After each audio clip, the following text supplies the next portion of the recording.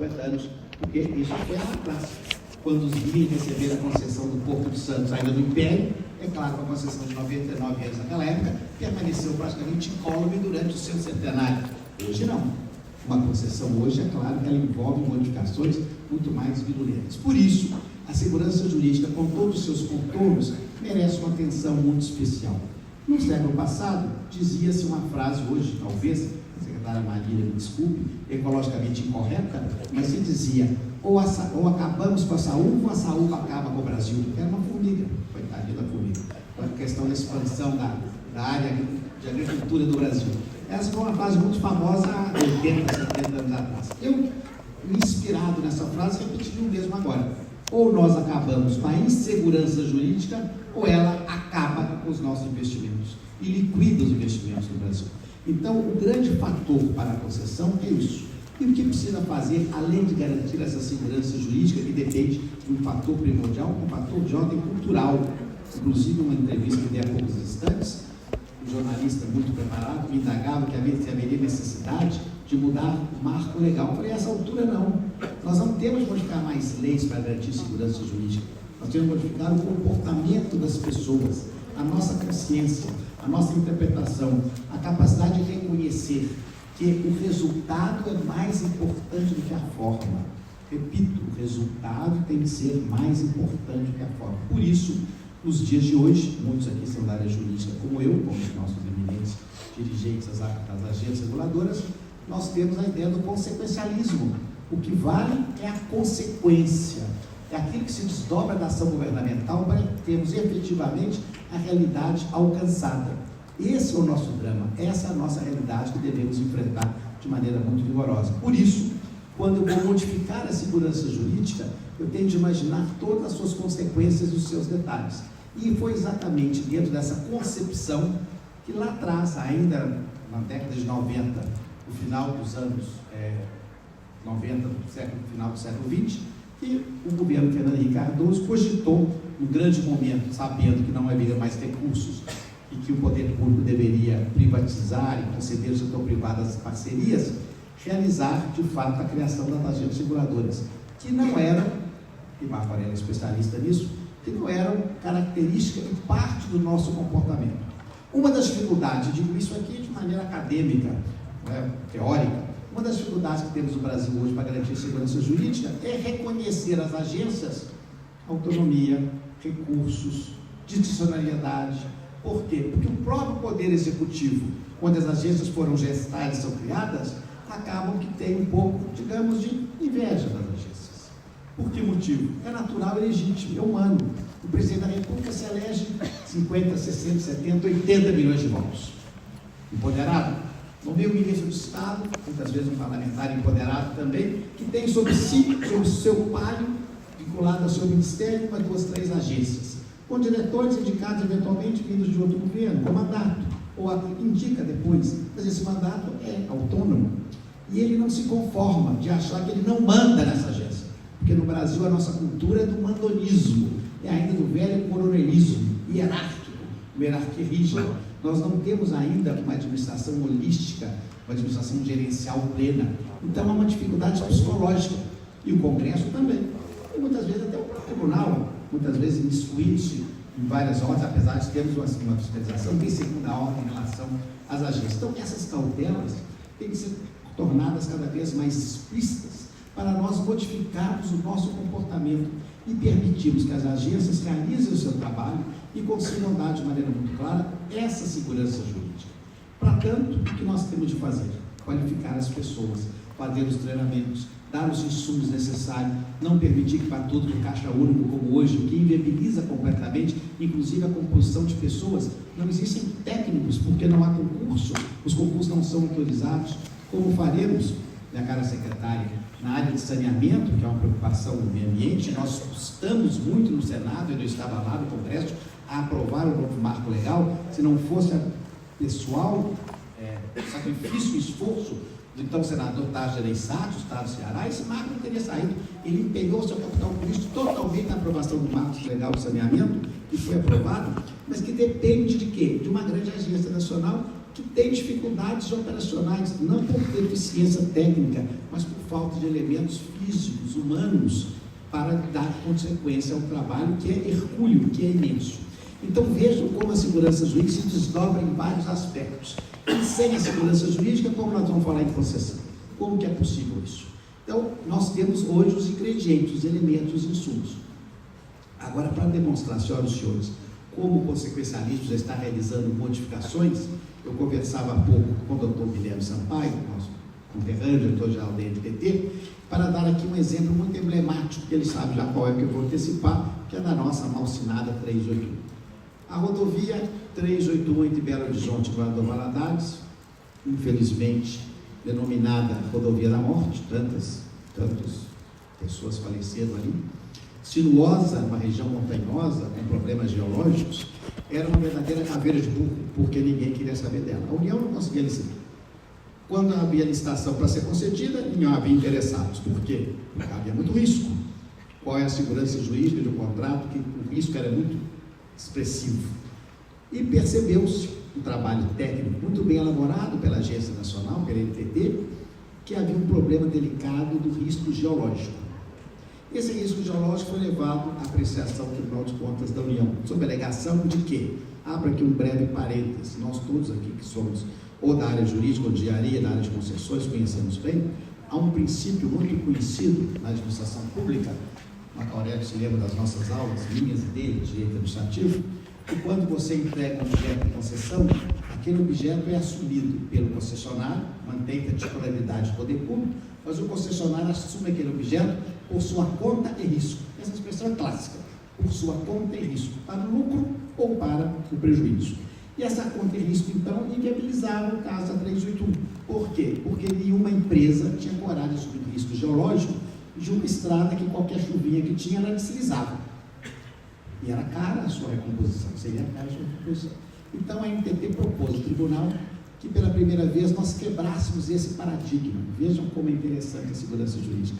Nós iríamos quebrar o paradigma do conta e risco e mitigar o risco entre o poder público e o setor privado em determinados trechos identificados com risco maior. E assim foi feito. Assim criou-se um ambiente mais favorável, mais rígido, mais simpático, e o resultado disso foi que a licitação foi feita, a empresa foi vitoriosa. E o doutor Guilherme acabou de me contar agora cedo que, de maneira inesperada e inusitada, independente de chuvas, houve um deslizamento nesses últimos dias, nesse exato trecho. Então, o que permitiu ao próprio poder público fazer essa recomposição. Imaginem só se não tivesse sido previsto. Então, é um ato, digamos assim, específico, porque, na verdade, ele quebra o paradigma. Por isso que eu defendo muito a ideia do consequencialismo. Nós vamos ver qual é a consequência do ato. Qual é o mais importante? Manter aferrado a ideia de conta e risco do concessionário ou permitir que, num caso concreto, haja a modificação daquela situação. Então, é um dado que nós temos de enfrentar com a realidade.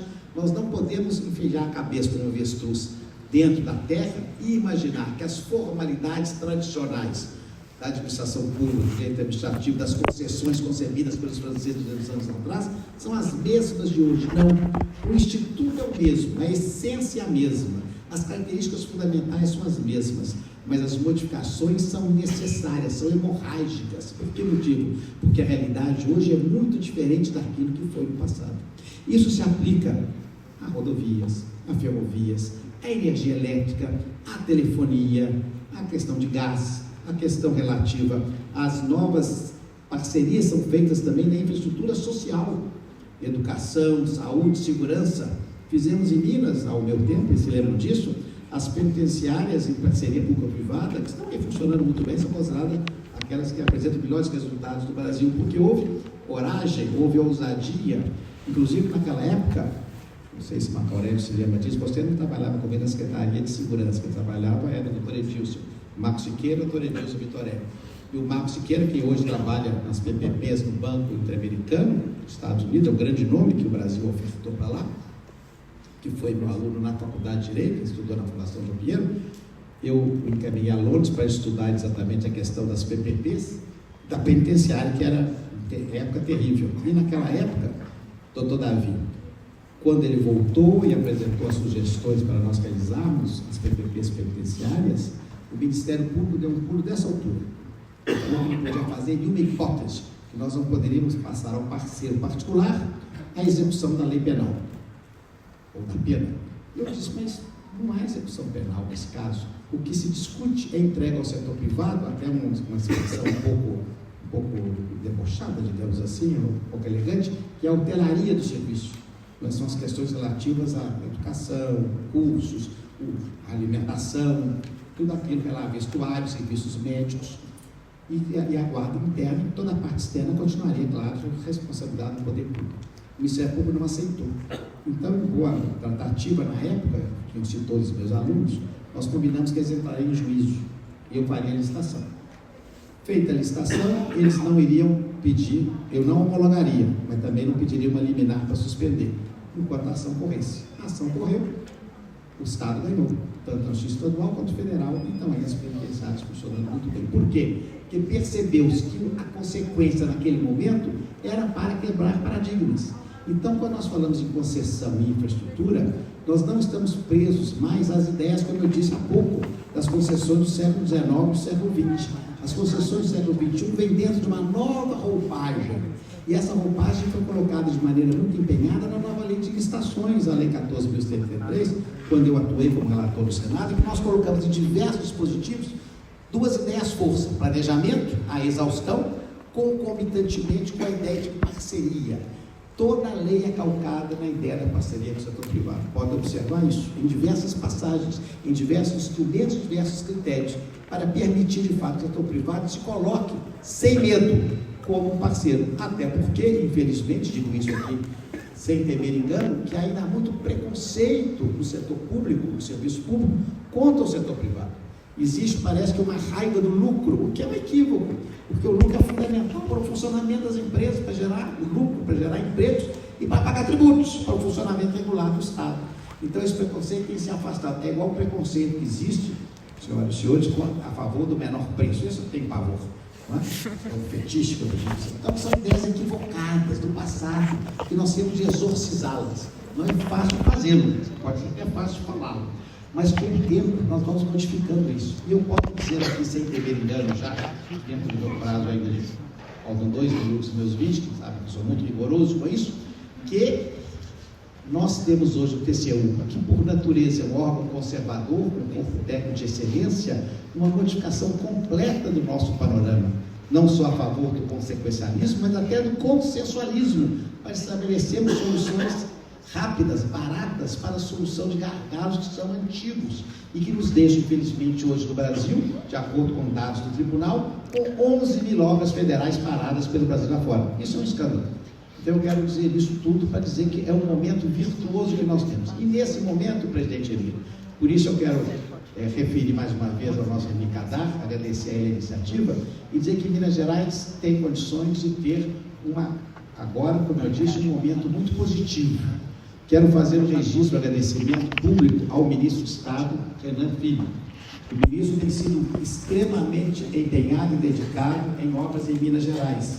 Tem feito um relacionamento muito próximo ao TCU, claro, em relação também à agência, com o objetivo de apresentar os resultados concretos que permitirão que nos próximos anos, em Minas Gerais, nós tenhamos um conjunto imenso de obras concedidas e que certamente, graças ao esforço da criatividade, da inteligência das empresas mineiras e nacionais, nós vamos gerar empregos, riqueza, circulação de riqueza. Isso vai gerar prosperidade. Por quê? Porque a infraestrutura gera prosperidade e ela é o elemento fundamental, a chave para o desenvolvimento. Então, eu fico muito feliz de ser testemunha desse momento, ainda que agora completamente alheio às funções governamentais, mas acompanhando o Tribunal de Contas da União exatamente como isso está ocorrendo dentro desse novo ambiente, desse novo patamar. E concluo dizendo que, todavia, ainda remanescem alguns preconceitos que eu não fiz menção. Por isso, a responsabilidade nossa, de todos nós que estamos aqui, na área privada e também na área pública, combater esses preconceitos em relação, de fato, a temas, a ação das agências reguladoras, a modificação dos contratos no tempo e permitir que a realidade se imponha de modo que nós tenhamos condições de fazer aquilo para o qual o serviço público foi concebido, a entrega concreta, objetiva, real, favorável e eficiente de serviços públicos, aonde a infraestrutura tem que ser um papel de grande destaque. Muito obrigado. A área do país tem trem até no seu próprio vocabulário, né? desafios do setor ferroviário no Brasil. Cumprimentar também os colegas do painel, a família, bem parabenizar pela nação, um desafio, ministro, para retorno do senhor. Cumprimentar o Guilherme, Tel, esse companheiro de agência, que tem um carinho enorme, está fazendo um trabalho brilhante nessa agência reguladora. E Marcoré, que é um companheiro do setor associativo, Marco, isso é inspiração. A associação, a gente fala sobre outros fóruns, e é muito honra estar com você nesse painel.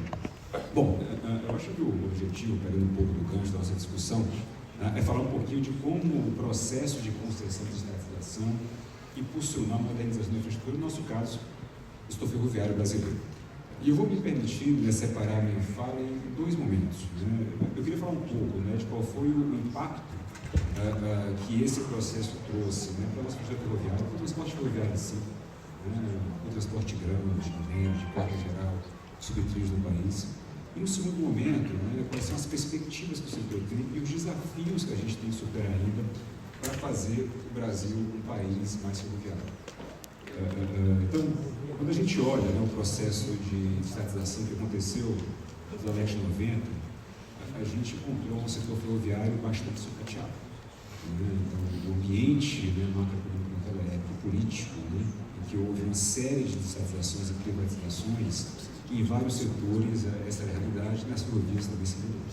Tinha uma malha muito boa da produtividade, trechos abandonados, um índice de acidentes muito alto, e uma companhia estatal que tinha uma dívida que tornava impossível a gestão dos seus dia a dia, apesar de ter uma grande excelência técnica operacional nos seus planos. Então o desafio era contar viabilidade econômica a esse modo de transporte da ferrovia. No momento foi feita essa estatização, e os resultados desse processo tiveram pontos extremamente positivos. Talvez o principal deles foi o aumento brutal de investimento. Se a gente olhar os números do setor, do final da década de 90 até hoje, foram investidos quase 200 bilhões de reais em valores corrigidos nas ferrovias do país. E um setor em que o investimento ele é basicamente totalmente privado.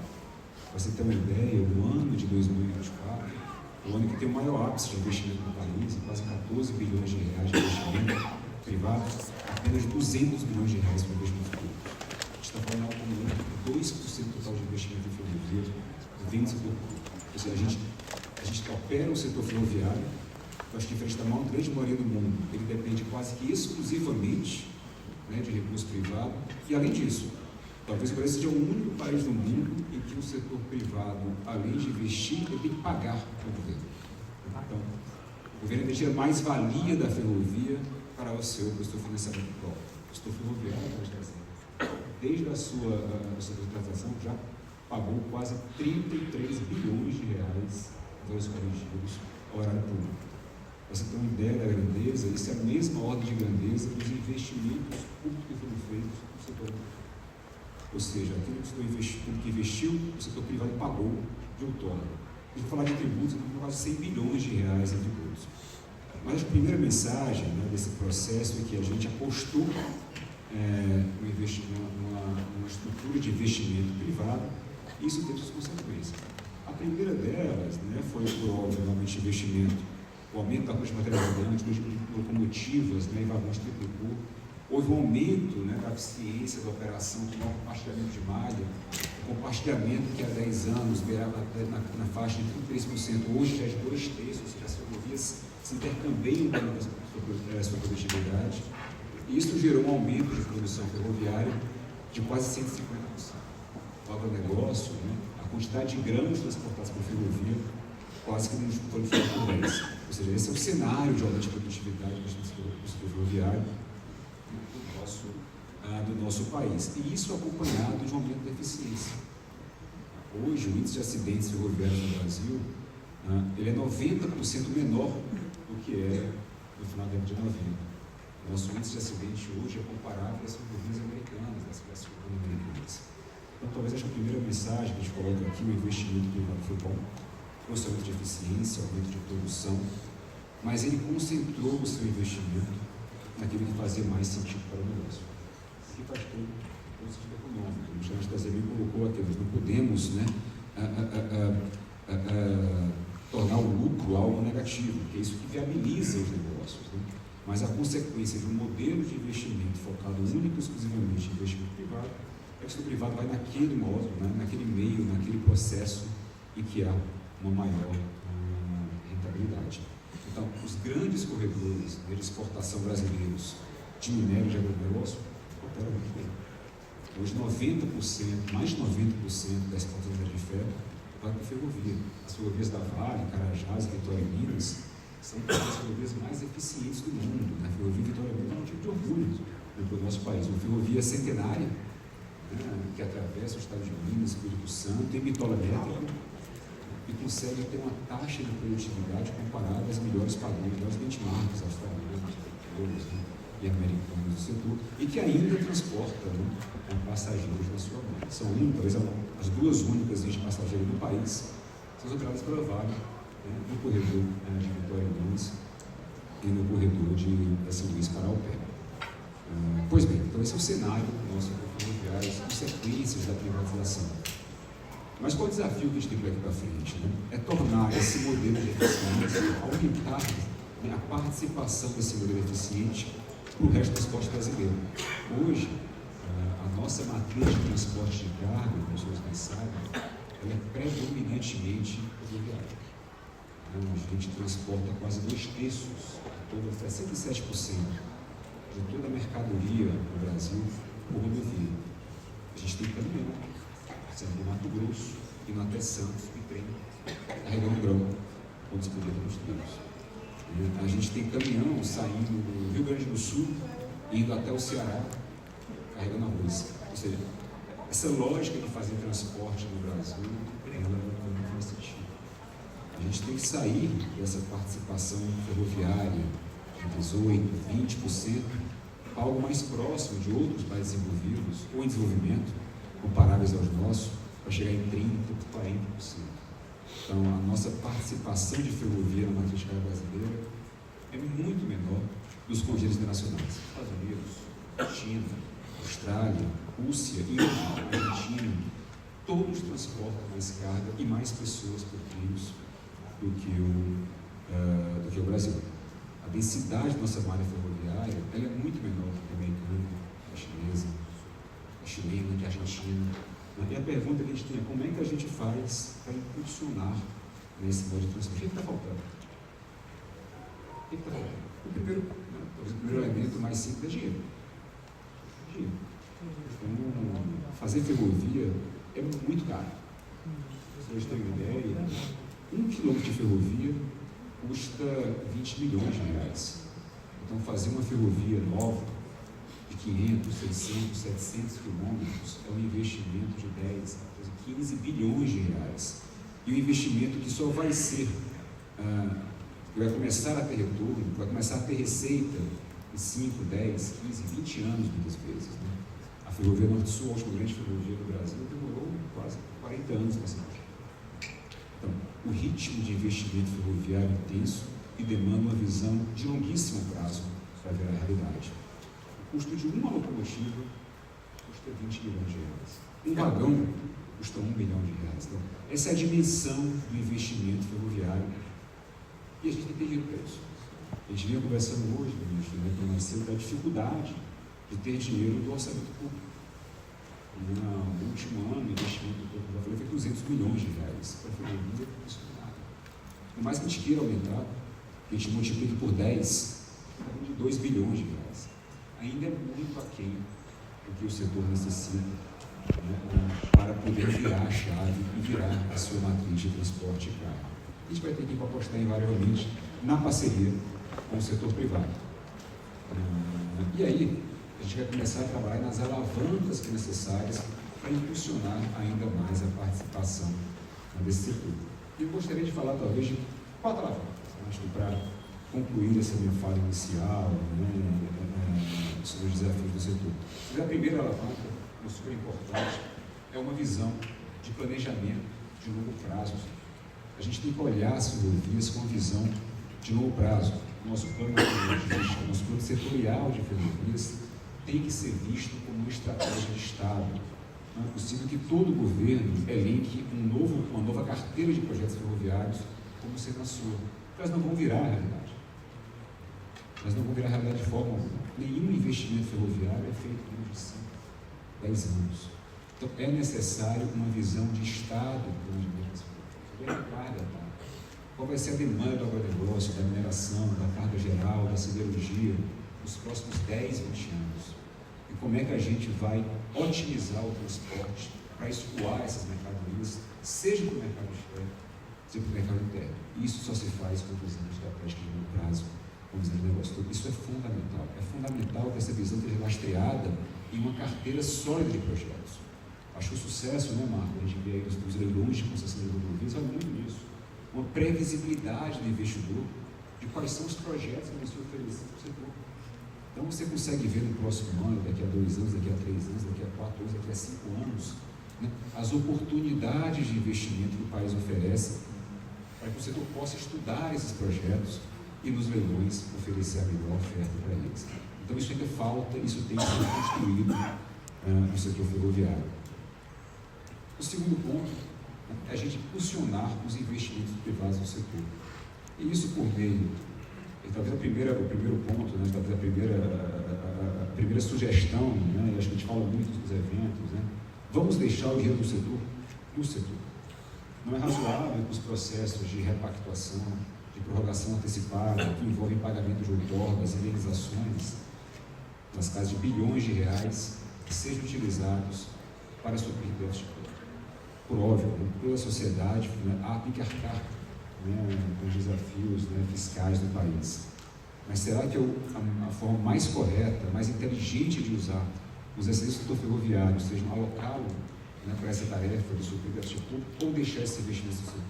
Então, a primeira bandeira que você defende é vamos deixar o dinheiro da ferrovia na ferrovia, seja outorgas, seja valores de indenização, seja os adicionais de vantajosidade, negociados agora no tribunal, de repactuação, que a agência vem conduzindo com o Ministério e com os sinais de ferrovia.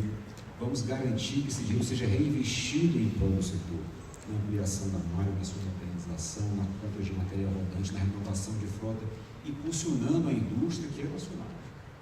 As locomotivas do Brasil são feitas aqui em Minas Gerais.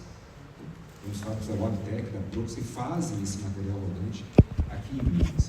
É importante que o dinheiro do setor fique no setor. Trabalhar fontes de financiamento que entendam as externalidades positivas da ferrovia. A ferrovia transporta mais barato. A ferrovia é mais segura. A ferrovia polui muito menos. O setor ferroviário, o transporte ferroviário, consegue emitir até 10 vezes o dióxido de carbono do setor ferroviário. A pergunta é, como é que a gente captura essa externalidade em todas as do setor? Com crédito de carbono, com o uso de recursos como fundo clima, por exemplo, que hoje as ferrovias não são elegíveis para ter esse valor. Como é que a gente possibilita, né, que as ferrovias sejam parte do combate à mudança climática e que ela seja financiada em toda essa política pública? Esse é um ponto importante. Incentivos fiscais, né, que sejam necessários para o investimento do setor. Hoje, por exemplo, né, e aqui faço um apelo ao Estado de Minas Gerais, existe um convênio, né, do CONFAS que permite a isenção do ICMS para construir novas ferrovias. Os estados têm que internalizar esses convênios agora. O Estado de Minas Gerais ainda não fez, não internalizou. E por óbvio, né, os estados têm que fazer o dever de casa fiscal, identificar os impactos fiscais de qualquer tipo de benefício fiscal, de um país que já tem um volume imenso de benefício, de centenas de bilhões de reais. Mas será que faz sentido a gente pensar em benefícios fiscais específicos para construir nova infraestrutura? Infraestrutura que não existe hoje. Está renunciando o quê? Para o ferrovia que vai ser construído. Então, acho que isso é uma agenda que a gente tem que entender também, de como impulsionar os investimentos no setor. O terceiro ponto, que a gente colocou, é segurança jurídica. Está falando de investimentos de longuíssimo prazo. Temos contratos que estão mais de 70, 90 anos. Os contratos firmados antes das concessões, da Malha Norte, né, pela ferrovia do Alcides Moraes, disse passagem, né, quebrou para tentar fazer aquela projeto da soja, né, ele remonta a década de 80, antes do marco legal de concessões, um contrato de 90 anos que é vigente até hoje. E vem gerando investimentos. A maior obra ferroviária, a maior obra de infraestrutura do Mato Grosso está nessa ferrovia. A obra totalmente, quase 15 bilhões de reais de investimento, que vai ligar Rondonópolis a Lucas do Rio Verde, trazendo a carga do Norte de Mato Grosso até o Porto de Santos. Mas para isso acontecer, é necessário segurança política, previsibilidade das decisões, né? E ao mesmo tempo que as decisões têm que ser previsíveis e seguras, nós temos que ter uma agenda reguladora forte, né, Guilherme, capaz de pensar esse contrato no longo prazo. Porque as situações vão mudar. A gente vai ter quebra de safra, a gente vai ter efeitos climáticos, a gente vai ter Covid, a gente vai ter disparada de preços de insumos, e a agência reguladora tem que ter a ferramental necessário para navegar nesses mares e gerir esse contrato ao longo de 90, 70, 30 contratos de ferrovia. Então, a segurança jurídica, junto com o fortalecimento das agências reguladoras, e aqui, né, eu acho que um desafio que a gente viu, a gente presenciou, né, assistimos, né, ao grande contingenciamento que as agências sofreram, né, o impacto que isso tem no dia a dia das suas atividades, e mesmo assim, você não conseguiram trazer grandes resultados, mas é necessário a gente ter uma solução de longo prazo para isso. Não é possível que esse tipo de entidade, anualmente, esteja sujeito a contingenciamentos, né, ou a remendos no seu orçamento para que ela possa funcionar. Ao mesmo tempo que os setores de infraestrutura destinam centenas de milhões de reais em outorgas, verbas de fiscalização, ou seja, recursos que são pagos pelo usuário da ferrovia ou pelo cliente da ferrovia, pela carga da ferrovia, destinados à manutenção da atividade regulatória fiscalizatória, que também os cofres públicos, para os cofres da União, para outros fins. Eu digo que são fins menos nobres, mas não são os fins para os quais essas verbas foram criadas, né? Então, talvez pensarmos juntos em mecanismos que preservem esse recurso para a operação da própria agência, é o que a gente possa pensar. Recursos vinculados, verbas de fiscalização. Eu acho que nós temos que, de fato, quebrar paradigmas realmente para trazer essa segurança jurídica e, ao mesmo tempo, né, a capacidade para o regulador público ser forte. Né? Acho que o setor regulado que é um regulador forte, capaz de impor o contrato, gerir conflitos, né, e gerir, né, esses investimentos ao longo de muitos anos. E o último, e acho que o último ponto eu colocaria, ainda em prol dessa agenda de regulação ferroviária, eu acho que nós temos que repensar a nossa regulação, a nossa legislação, com viés cada vez mais para a competitividade, para a eficiência. Nós precisamos de um país, um ambiente de negócios que seja favorável ao empreendedorismo, favorável ao investimento. Fazer ferrovia, toma-se muito risco para fazer uma ferrovia. E é necessário que a nossa regulação, que a nossa legislação seja favorável a quem toma esse risco. Ou seja, a gente tem que eliminar a falta regulatória, a gente talvez tenha que pensar, né, paradigmas que temos hoje, né, de uma visão talvez ultrapassada do serviço público, de relação hipossuficiente entre o usuário e operador ferroviário, para uma visão mais moderna, de prestadores de serviço, né, de modelos de negócio B2B, né, que sejam capazes de induzir mais investimento, porque o desafio final da nossa ferrovia é roubar a carga. A gente quer tirar a carga das rodovias e trazer para a ferrovia. A gente quer baixar um pouquinho do seu VDM lá na ferrovia, né, da rodovia, e trazer para a nossa ferrovia. Mas isso fala na brincadeira, mas a gente entende que os transportes não são de não que são complementares. Né? Então, o que a gente defende é que a gente seja capaz de fazer a ferrovia competitiva para que a carga que hoje é ineficiente, que anda 1.000, 2.000 quilômetros no leito do caminhão, né? Com rodovias que muitas vezes não foram desenhadas para isso, passe para um modo de transporte mais eficiente e complementar, né, ao setor rodoviário, uma visão mais multimodal da carga. Bom, acho que a gente tem vários desafios, acho que a gente já passou por muitas experiências, muitos aprendizados ao longo desses quase 30 anos de construção ferroviária. Eu acho que a mensagem do setor é que muito foi feito. A gente tem que ter muito orgulho das ferrovias que a gente tem hoje no país. São ferrovias de ponta, ferrovias que investem, ferrovias que pagam tributos, que transportam a carga com muita eficiência, que dão competitividade para a mineração, para o nosso negócio, para a nossa carga geral. Mas a gente tem que fazer muito mais. A gente está muito longe do que a gente poderia ser, do que o Brasil precisa para o nosso setor.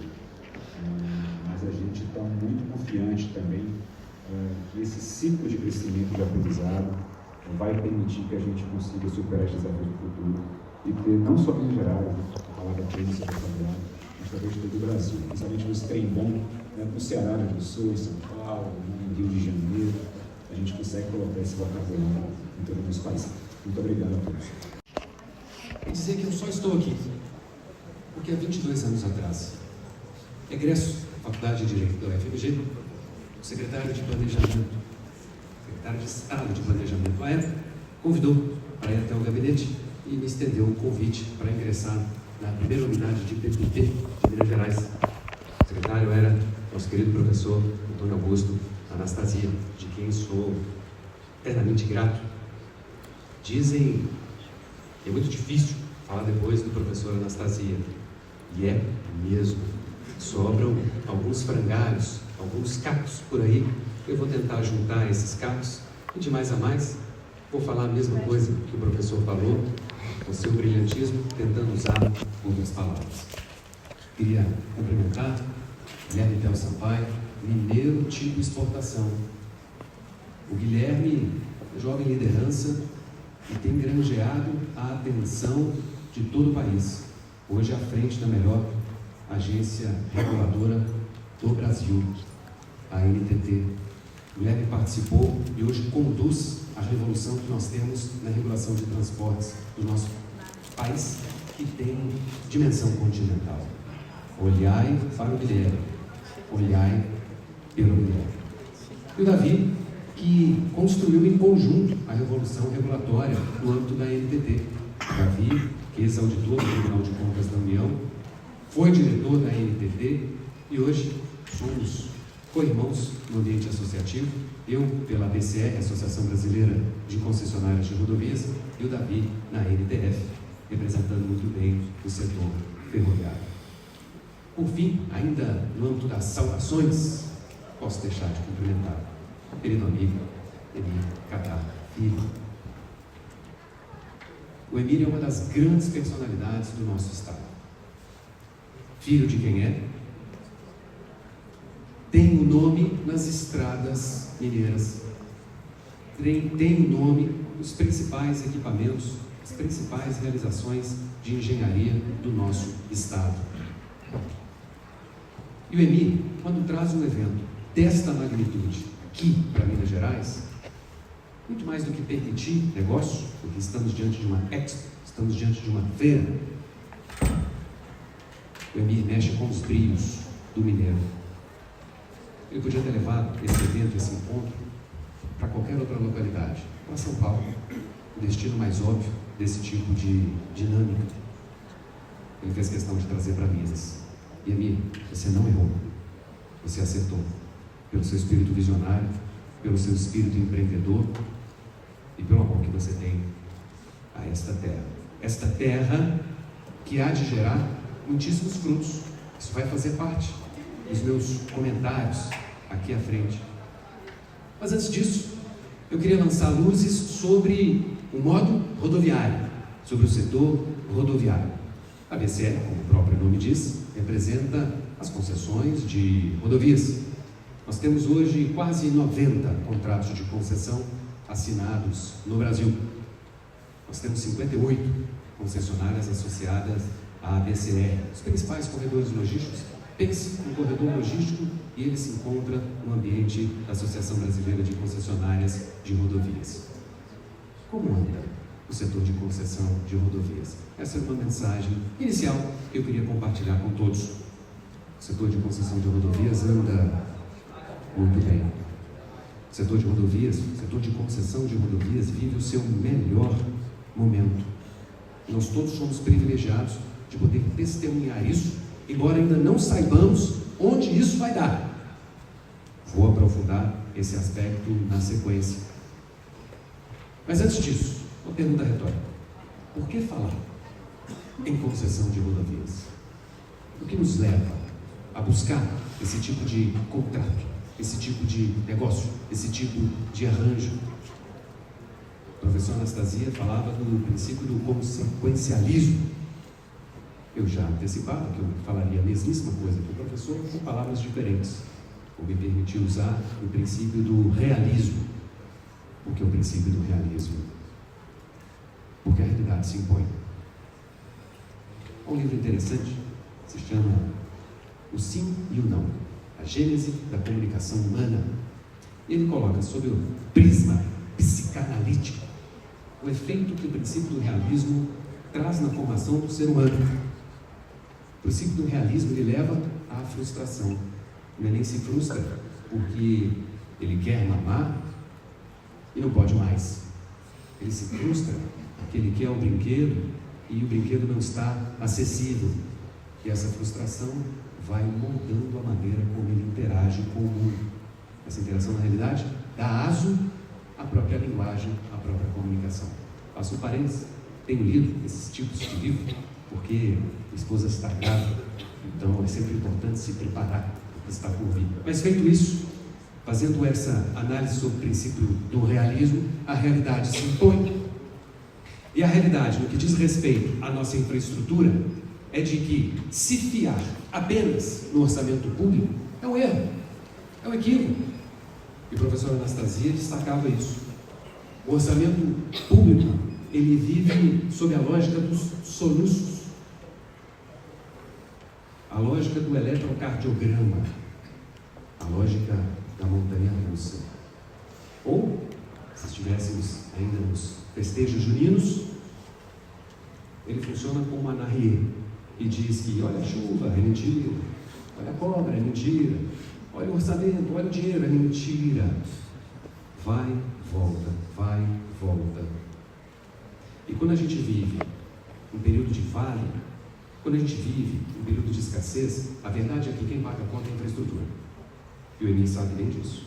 Nós vivemos esse período há alguns poucos anos atrás, quando ainda, sob o governo Zema, sob a liderança do governador Zema, de quem testemunho grandíssima admiração e amizade e agradecimento, passamos por um período de reconfiguração da máquina pública mineira. Nós não tínhamos mais do que 2 centenas de milhões de reais, 200, 300 milhões de reais, para cuidar de 28 mil quilômetros de rodovias e para cuidar de todo o transporte sobre pneus no estado. Quem estava pagando a conta, quem pagou a conta nos últimos anos foi a infraestrutura, e as rodovias mineiras sangraram. É assim, esse é o princípio do realismo. Por que fazemos concessão? Para declarar a independência desse mecanismo, para declarar a independência dessa movimentação. O usuário paga a conta. E que bom, eu pago e quero um serviço adequado. E tem um serviço adequado. Porque fazemos concessão, o princípio do assistencialismo, o princípio do realismo. A realidade se impõe e nós precisamos saber domar.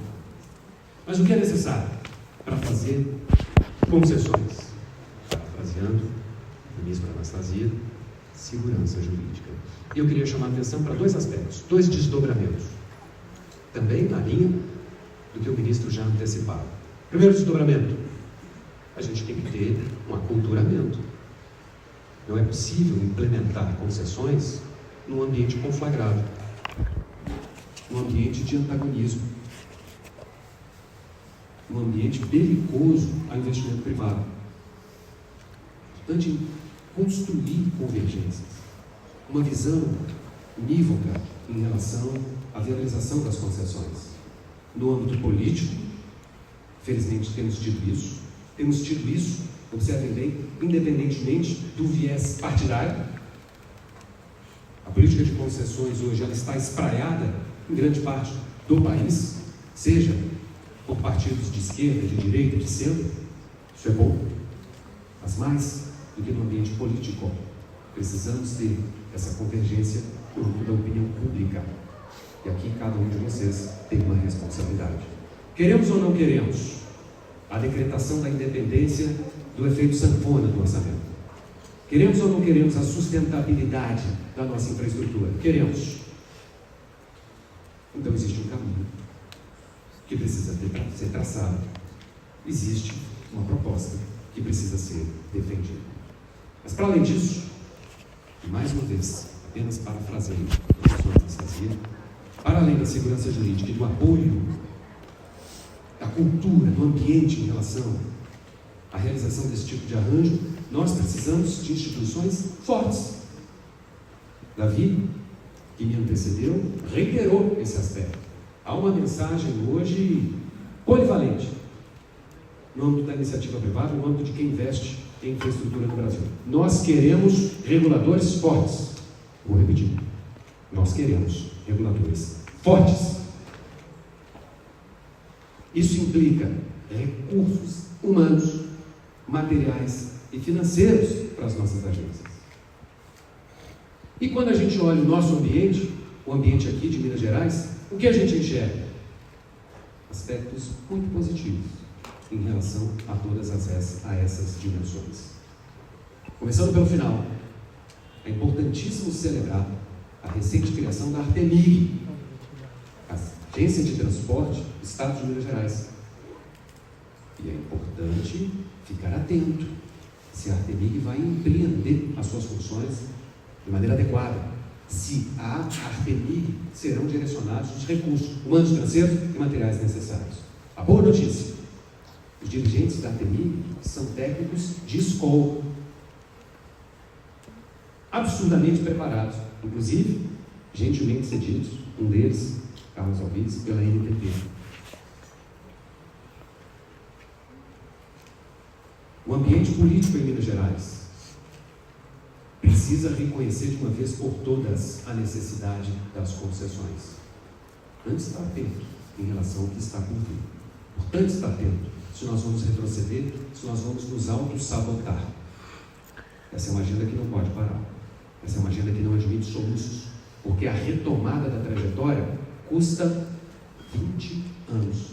Nós só estamos aqui falando dos projetos de concessão em Minas Gerais, nós só estamos falando aqui, embora esta feira se destine a todo o Brasil, mas nós só estamos aqui com a expectativa de que aquelas máquinas, em breve, estarão nos canteiros das concessões, porque algumas pessoas, há 20 anos atrás,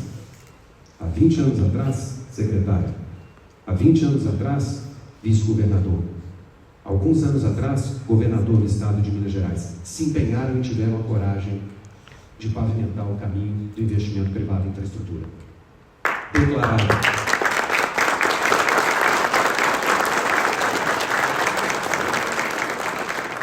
Declararam há alguns anos a independência da infraestrutura mineira em relação ao orçamento. Se nós nos auto-sabotarmos, a minha geração estará perdida. Demoraremos outros tantas dezenas de anos para contornar o imbróglio. Mas o ambiente é de otimismo. É importante a gente dividir o sentimento, seja ele para o bem, seja ele para o mal. E a boa notícia é que o nosso sentimento hoje é para o bem. Estamos entusiasmados. Estamos entusiasmados com o que está a acontecer aqui em Minas Gerais e no Brasil. Mas eu vou me permitir lançar-nos não apenas ao modo rodoviário, mas à nossa região, a realidade mineira. Minas Gerais hoje, se nós levarmos em conta apenas as concessões do Estado, as concessões de rodovias estaduais, conta hoje com 6 concessionárias.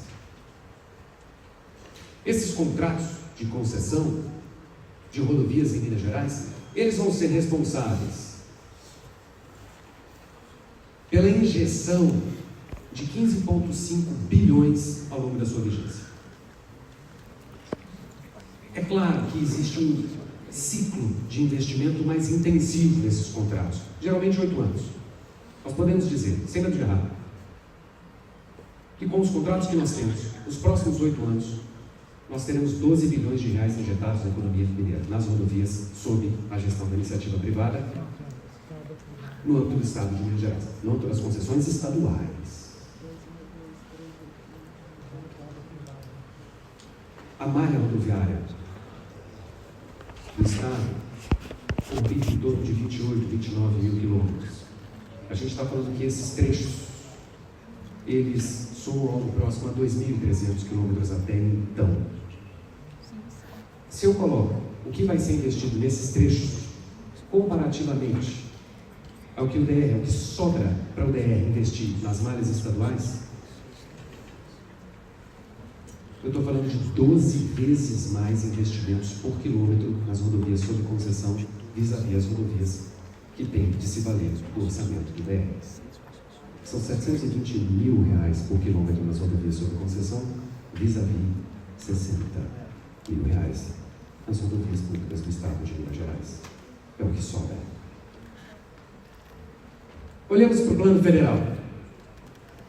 Nós teremos condições de alcançar, e Guilherme certamente aprofundará isso, ao próximo a 11 contratos de concessão de rodovias federais em Minas Gerais, que reúne os principais corredores logísticos do país. Todos esses contratos somados, eu estou falando da nova 381, mas eu estou falando da Fernão Dias, que está em processo de otimização no âmbito do Tribunal de Contas da União. Se eu somar todos esses contratos, tudo que está sendo, já foi contratado, nós alcançaremos acachapantes, secretário Marília, 107 bilhões de reais. 107 bilhões de reais. Qual é o orçamento médio do DENIT nos últimos 10 anos? 9,5 bilhões. Qual é o orçamento médio do DR nos últimos 10 milhões? Lembrando que nos últimos 3 anos tivemos recursos provenientes do acordo de Brumadinho.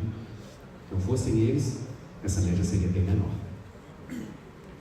1,7 bi. Quando eu junto tudo que está sendo contratado, tudo que a gente vai ter de obra, só nas rodovias do Estado, sejam federais, sejam estaduais, eu chego a 122 bilhões.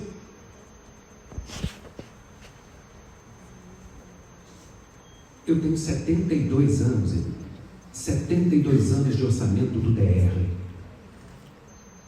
Eu tenho 13 anos do orçamento do DENIT aqui no nosso Estado.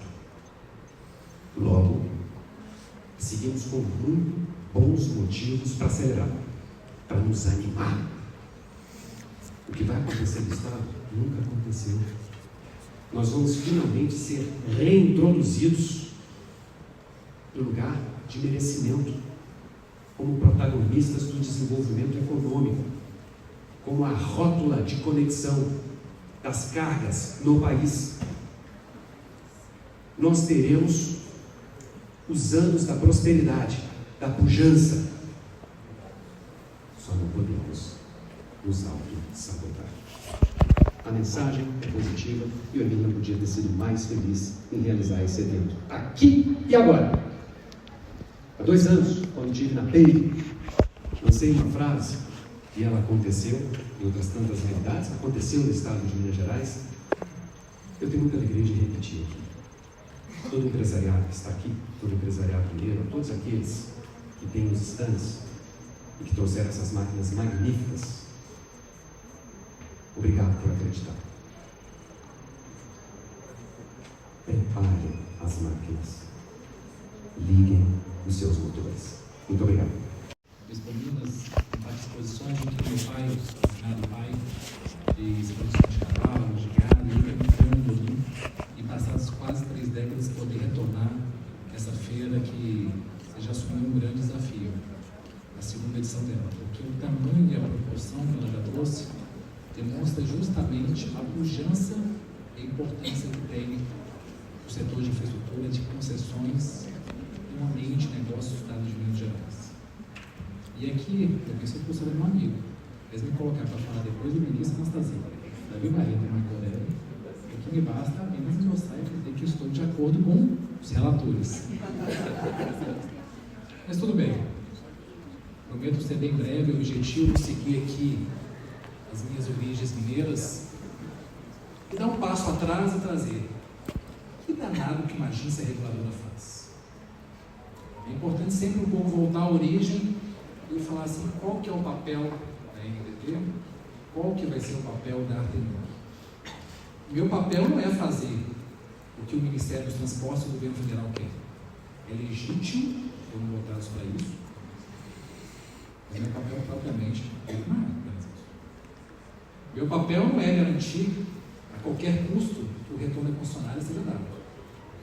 E também o meu papel não é, a todo momento, falar que o usuário tem razão. O nosso papel até voltando um pouco aos bancos de escola, do Instituto Nacional junto com o Alain, o papel da agência é justamente quase o triângulo do nosso estado de Minas Gerais.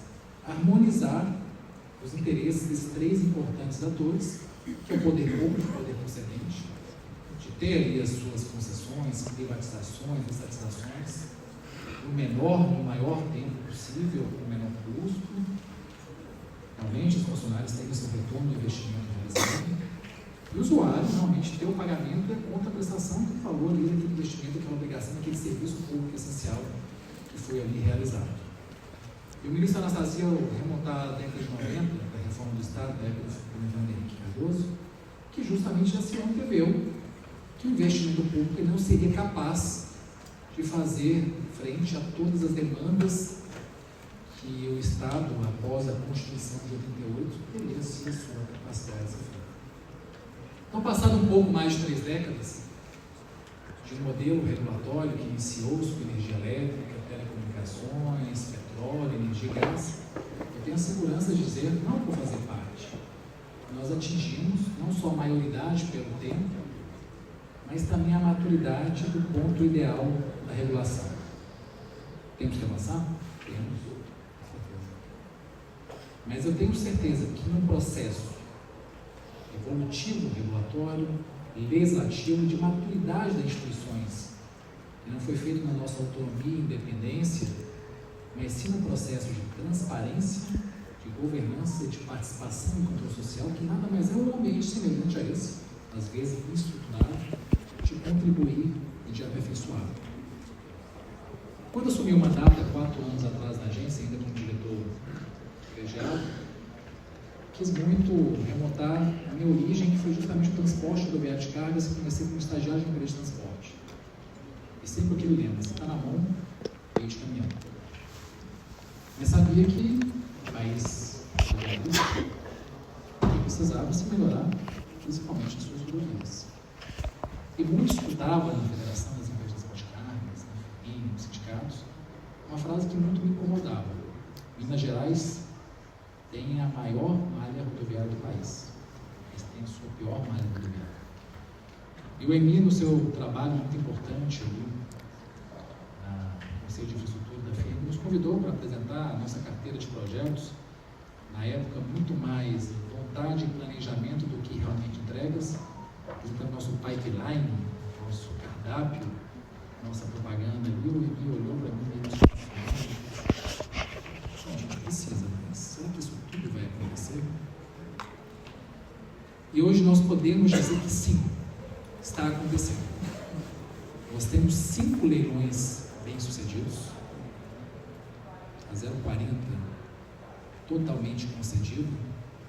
E o professor Anastasia, tenho certeza que Juscelino Kubitschek, de onde quer que ele esteja, e eu que sou espiritualizado, acredito que lá do plano superior, ao ele ter levado a capital do Rio de Janeiro a Brasília, ele tinha um objetivo, entre outros: interiorizar o país.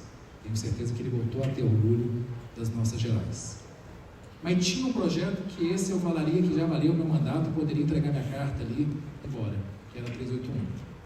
Mais do que obras, mais do que tarifas, mais do que qualquer coisa, ela mexia com o brilho do mineiro. E o mineiro, sem da Marilena, estava meio cambujo, meio triste, baixinho abaixo. E mais do que projetos de infraestrutura de qualidade, que nós acreditávamos na modelagem, mais do que uma tarifa compatível, ele tinha que ir um pouco mais além. Ele tinha a nossa matriz de risco já evoluída, de compartilhamento de risco cambial, variação de risco de insumos, variação de risco de demanda. Aí tinha um tal do danado de um risco que só a 381 existia, que era o risco geotécnico e o risco geológico. E angustiado ali, buscando tudo mais, nós paramos ali, Marco Aurélio, e olhamos uma norma lá da Lei de Introdução às Normas de Direito Brasileiro.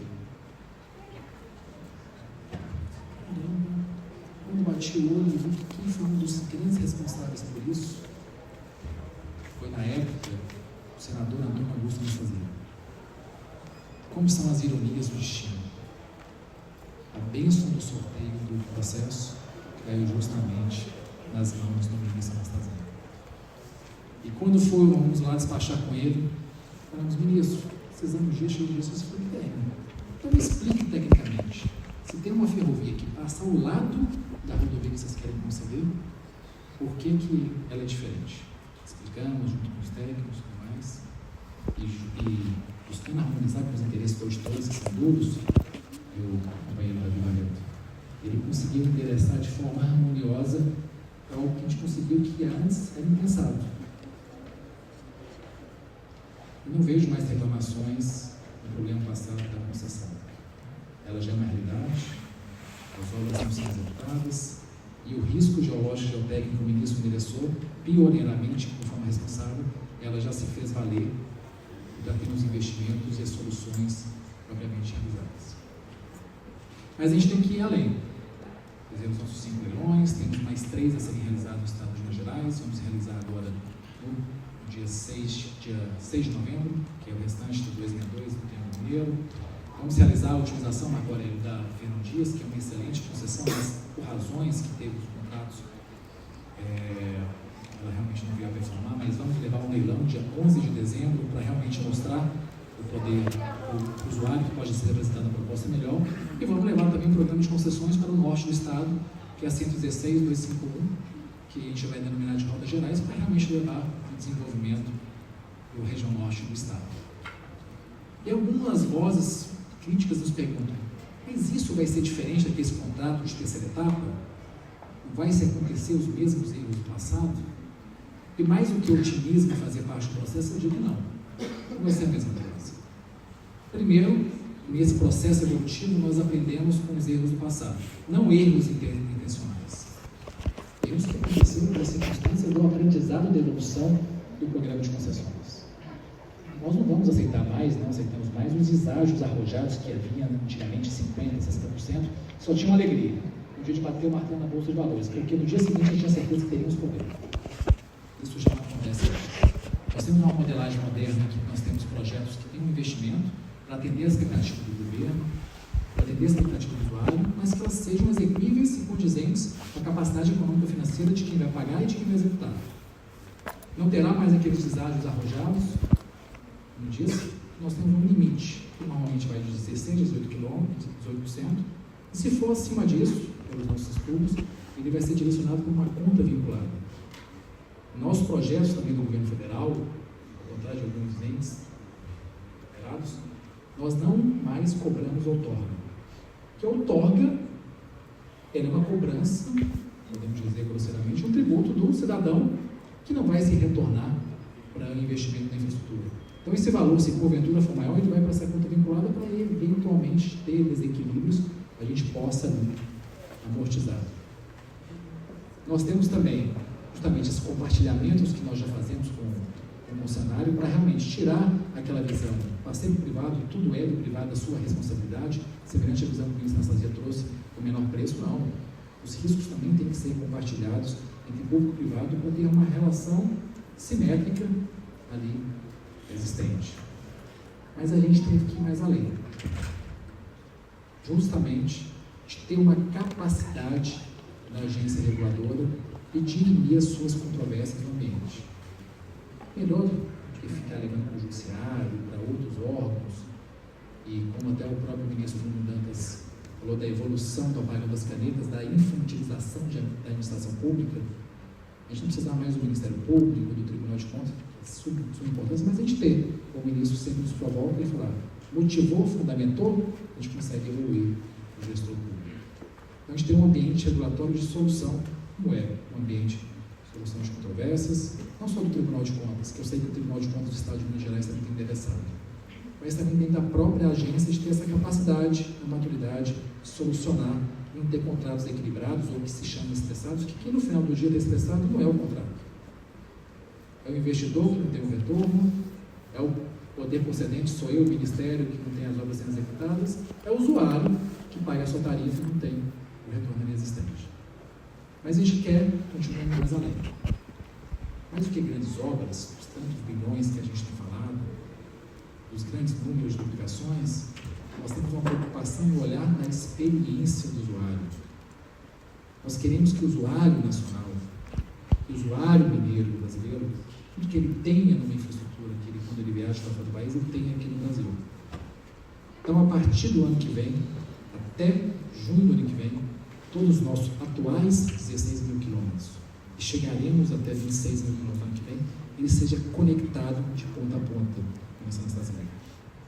O usuário vai ter uma experiência mais abrasiva, uma segurança de tiver alguma intercorrência, ele possa se conectar e fazer suas informações, e também o próprio monitoramento das cargas.